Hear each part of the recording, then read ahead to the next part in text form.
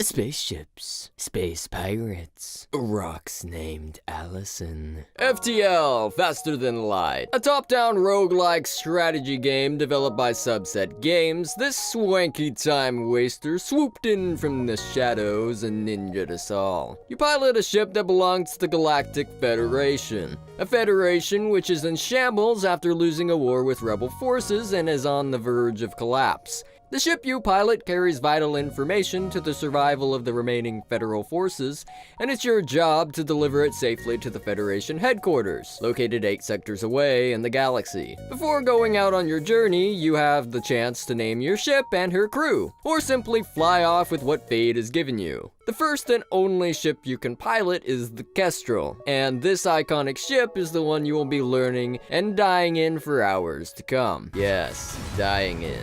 This game's learning curve is quite difficult, especially for someone who has never played a game like this before, and results in dying, then dying, and dying some more. If you're used to real-time strategy games, it's not so bad. The game allows saves so you can come back after a break and continue where you left off, but once your ship is destroyed or her crew eliminated, you have to start over from the beginning. None of that, oh, I'll just, load it up before I screwed up garbage. This is crucial to how the game functions, and gives you a sense of accomplishment as you learn more and more on the proper way to play the game. The game thankfully separates the tutorial completely from the main game and story, so that you aren't craptastically trying to play through a story which is also integrated into telling you your control scheme and such. Press left click to do the things! At first glance, this game seems to be juvenile in its execution. Its appearance is old school, and the gameplay doesn't seem to do anything flashy. Keyword seem.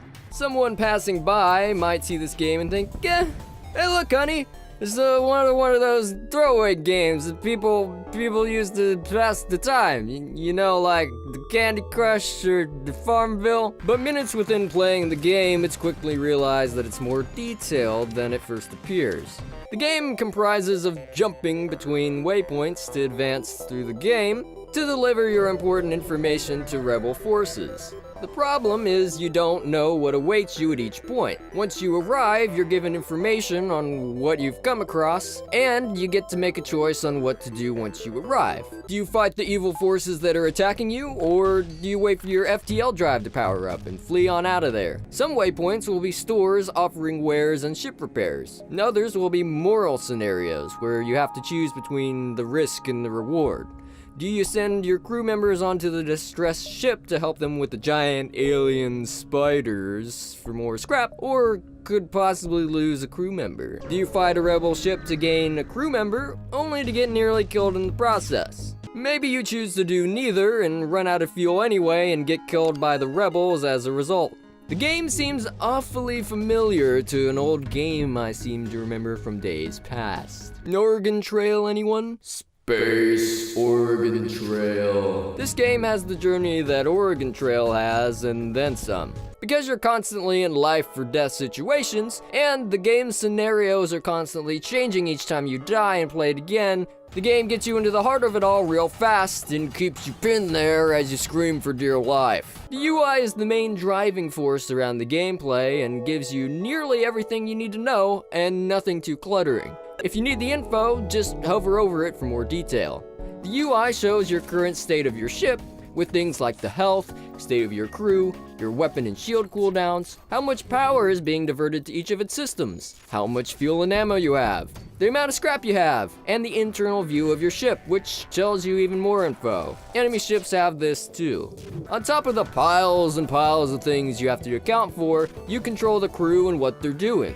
The ship contains different systems rooms that all get bonus points for having crew members in them. For instance, having a crew member manning the shields room recharges your ship's shields faster. One in the weapons room gives your guns cooldown reduction, allowing them to fire more often. A man in the pilot seat is required to charge the FTL drive and have evasion to dodge enemy fire. A man in the engines room increases evasion even further. The crew also gains experience on the specific system they're piloting, and when they level up, that system gets increased bonuses. You have a lot more things on your plate than you thought, and it gets really interesting and fun once you figure out how to manage it all. If damage happens to your ship, you've got to decide who to send to go repair it. The room may be on fire, or the hull may be breached and is depleted of oxygen. Maybe they destroyed the oxygen control room and it's on fire. Also, there are 7 different races in the game that all have their own bonuses and weaknesses. Like the Ruckman, who are immune to fire and have more health, but move extremely slow. Painfully slow. Or the humans, who gain experience 10% faster. The NG, repair things fast, but throw punches like wet noodles. Or even the Mantis, who move and kill people faster, but can't repair things to save their lives. Gameplay controls are quite nicely laid out, and have hotkeys for each action. Weapons can be automatically fired off cooldown, and the game can be paused to think over your next strategy, or to issue multiple commands at once. You have so many things at your disposal, and the fun just doesn't ever seem to stop. The game is a solid performer, which has neat visuals, animations, and sound design that keeps the game true to form. The music is incredible, and helps make FTL unique. The controls and settings are solid, and hey look, a colorblind mode! They should put one of those in everything. Playing through the game has its rewards, and new ships become unlocked on your way through, giving you more and more diverse strategies and starting crews to save the Federation with, each with its own weapons, layouts, and weapons types. Some ships are stranger than others, but each presents its own challenge and style of gameplay. The scorecard, please? 9.6 out of 10.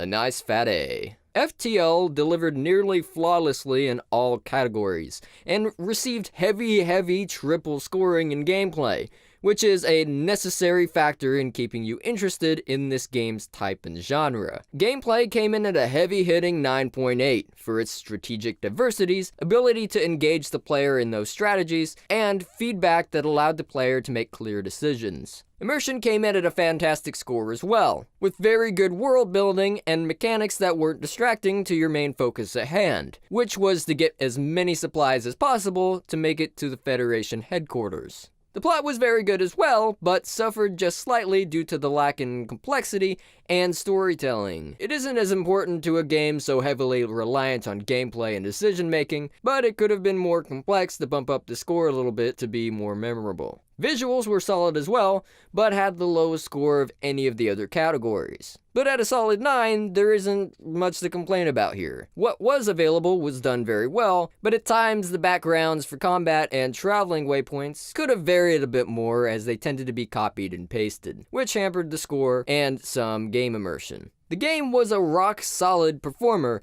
with no hiccups to speak of and did exactly what you would expect.